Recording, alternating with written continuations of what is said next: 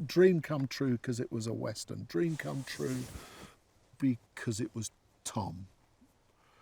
Dream come true because it was a very redemptive film. Sometimes you want to tell a story that gets you to a better place, to a more healing place. That's what I wanted to do, and that's what I most love about this film. Well, it's about a man, Captain Jefferson Kyle Kidd, Tom Hanks, who's a Civil War veteran. And when we meet him, he's wandering around South Texas, moving from small town to and he reads the news. The world was changing very fast after the Civil War. Obviously, there were momentous changes happening and being contested all across the country, but particularly in Texas. And so he is providing a news service. He's bringing the news to these remote communities. But he's not just reading the news, he's also a raconteur, and he's a storyteller and a master storyteller. And so when Captain Kidd comes to town for a nickel, you could sit in the barn and have a collective experience, a bit like how we do today in movies. And that was very much in my mind when I was making the film. It felt to me like these were like the movies. They were performances. He meets, in strange circumstances, this young 11-year-old girl. And her story is a very compelling one. She's lost her German family way back in 5 or 6 years earlier, but she's also lost her Kiowan family too when the army took her. So she's an orphan twice over.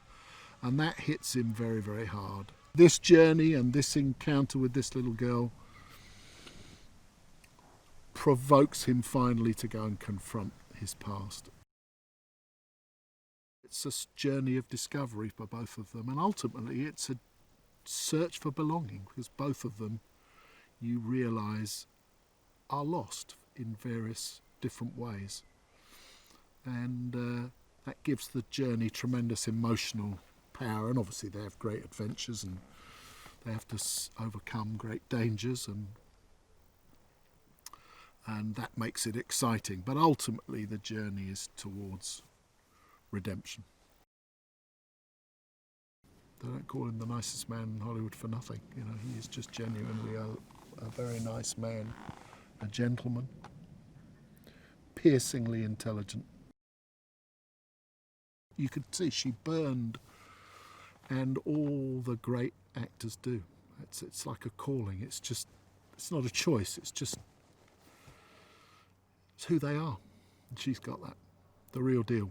She was so unbelievably confident. The really strange thing was, after about 2 days, I forgot that she was the age she was. She was just, to me, a fantastically natural, gifted actor.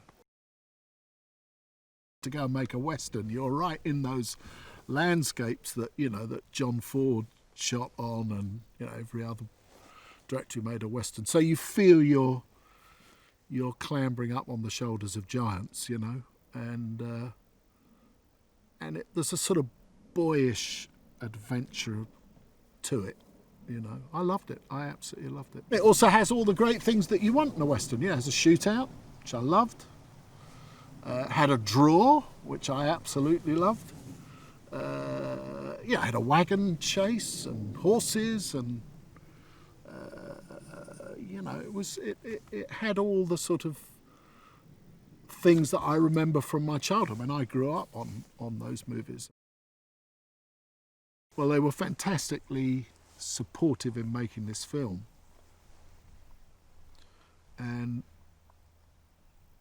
probably the memories I should treasure most are the times when we were filming with them, and they came on set, and they remember that day they wanted to sing us a beautiful song, and that was just incredibly moving.